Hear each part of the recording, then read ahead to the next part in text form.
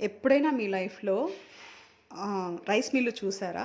నేనైతే చూసానండి. First time అనమాట. చాలా ఇయర్స్ నుంచి అనుకుంటున్నాను రైస్ మిల్లు చూడాలని చెప్పేసి. ఎందుకంటే మా తాత ఎప్పుడు వరే పండించేవాళ్ళనమాట. ఆంధ్రాలో ఎక్కడ చూసినా వరే గదండీ ఎక్కువగా పండించేది.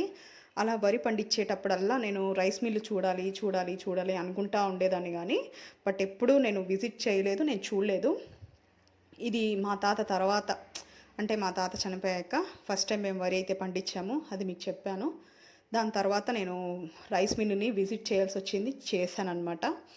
రైస్ మిల్లులో జరిగే చాలా విషయాలు మీతో చెప్పాలని చెప్పేసి ఈ వీడియో అయితే చేస్తున్నానండి. చాలా వరకు రైస్ మిల్లులో ఏం జరుగుతుందో ఎవ్వరికీ తెలీదు. బట్ ఈరోజు నేను మీకు క్లియర్‌గా చెప్తున్నాను.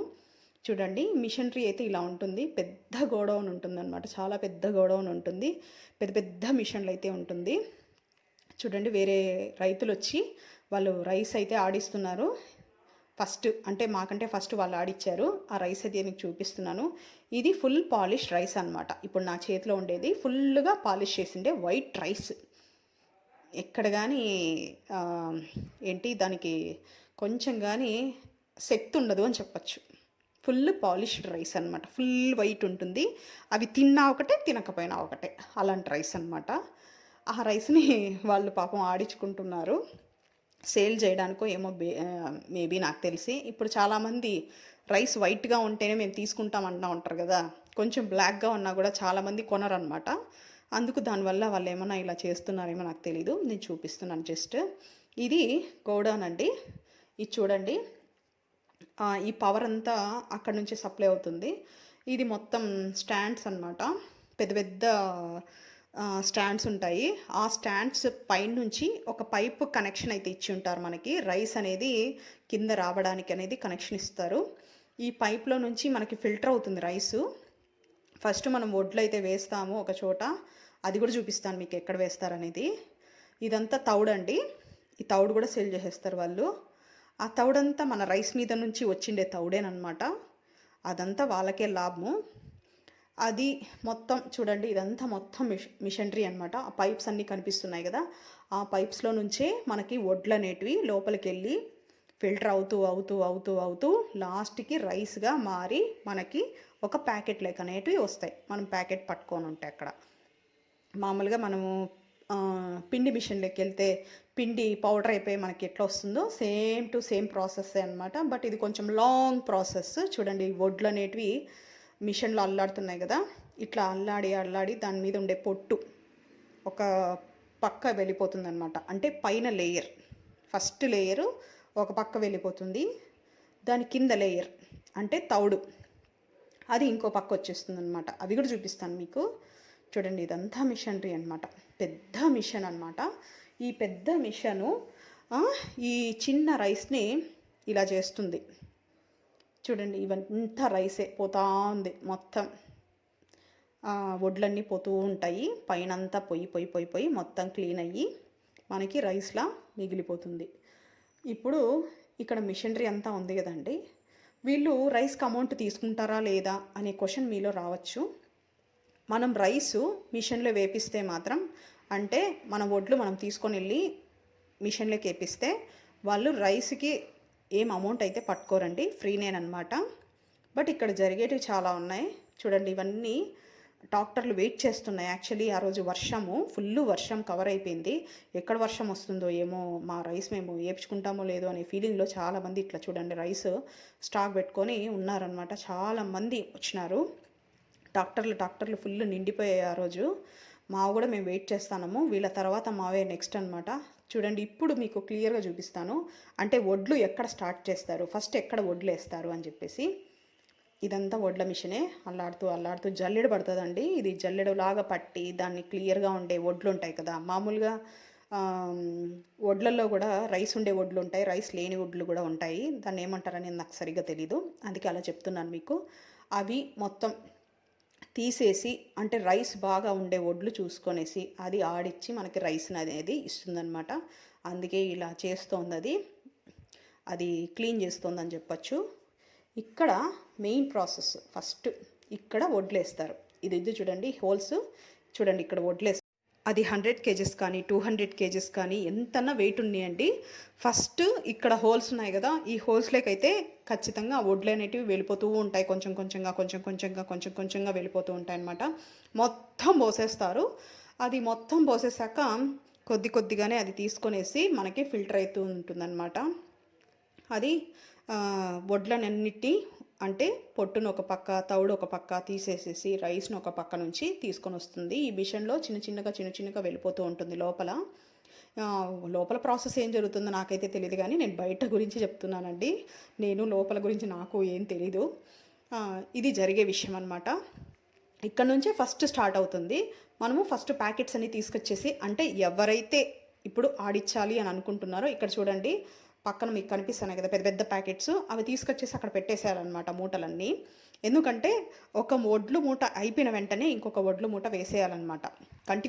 కంటిన్యూగా పోతూ ఉంటేనే రైస్ అనేది చూడండి ఇవన్నీ వడ్లు మూటలు ఉన్నాయి.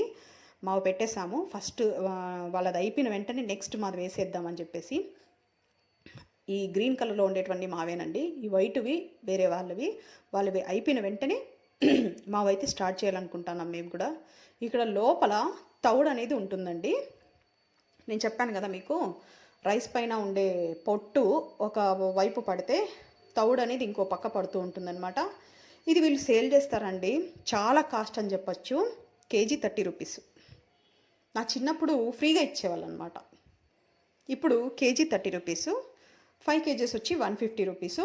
10 కేజెస్ వచ్చి 300 రూపీసు. ఇదంతా ఏం చేస్తారని మీరు అనుకోవచ్చు. మనం బిస్కెట్స్ తింటూ ఉంటాం కదా, చాలా రకరకాల బిస్కెట్స్ తింటూ ఉంటాం కదా, ఈ తౌడు అనేది ఆ బిస్కెట్స్కి వాడతారు. అంటే మంచి కంపెనీస్ ఈ తౌడు అనేది తీసుకొనేసి బిస్కెట్స్ని మనకి ఇస్తారని చెప్పచ్చు. అంటే తయారు చేసి ఇస్తారని చెప్పచ్చు. కొన్ని కంపెనీస్ అయితే మైదా పిండితో చేసేస్తారు.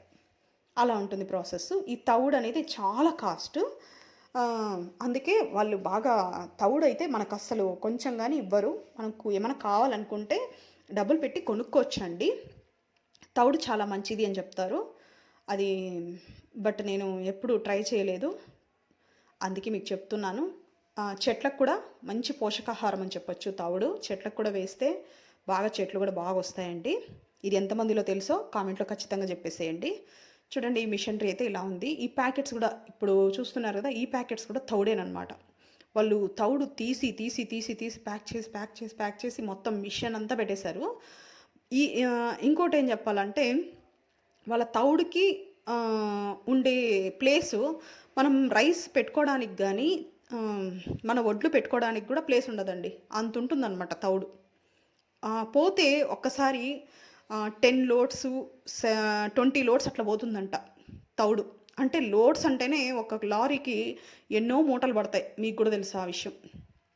అట్లా పెద్ద పెద్ద లారీలకి వెళ్ళిపోతుందంట తౌడు. పెద్ద పెద్ద కంపెనీలకి, అంటే బిస్కెట్ ఫ్యాక్టరీస్కి పోతుందంట. చూడండి ఇదంతా మొత్తం ఫ్యాక్టరీ అనమాట. ఇప్పుడు రైస్ వచ్చే చూడండి అటుపక్క ఇంకొక పైప్ చూపించాను కదా ఇప్పుడు ఫస్ట్, అక్కడ నుచ్చు అనేది వస్తుందన్నమాట. అంటే రైస్ బాగుండే రైస్ ఒక పక్క వస్తే దాంట్లో నుచ్చు ఉంటుంది కదా, చిన్న చిన్న రైస్ అనమాట, కట్ అయిపోయే రైస్ అని చెప్పచ్చు. అది ఇంకొక పక్క వస్తుంది. ఇది ప్యాకెట్స్కి చూడండి ఇట్లా క్లోజ్ చేసే మిషన్ అనమాట. వైర్తో క్లోజ్ చేస్తుంది కదా, ఆ వైర్తో క్లోజ్ చేసే మిషన్ అది. ఇక్కడ కొత్త కొత్త కవర్లు కూడా వాళ్ళు సంచులు కూడా మనకి ఇస్తారండి. సంచులు కూడా అమౌంటే అనమాట.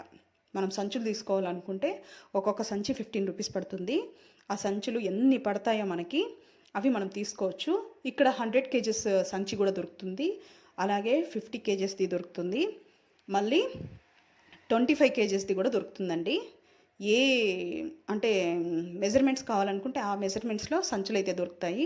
ఇక్కడ 99% అందరూ 50 కేజెస్ సంచులే వాడతారు. 100 కేజెస్ది ఎవరు వాడరు. 25 కేజెస్ కూడా చాలా తక్కువ అని చెప్పచ్చు.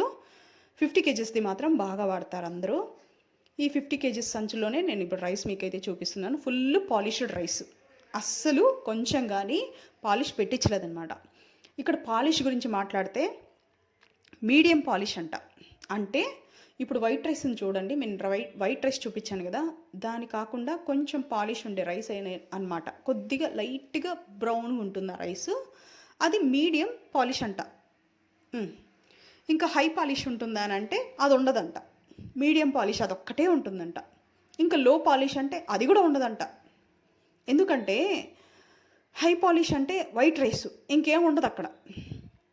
మీడియం పాలిష్ అంటే జస్ట్ ఒక లైట్ లేయర్ ఆ రైస్ మీద వస్తుందన్నమాట. అది మీడియం పాలిష్. ఇంకా లో పాలిష్ అంటే లో పాలిష్ చేసేస్తే ఇంకా వాళ్ళకి తౌడు మిగలదు కదండి.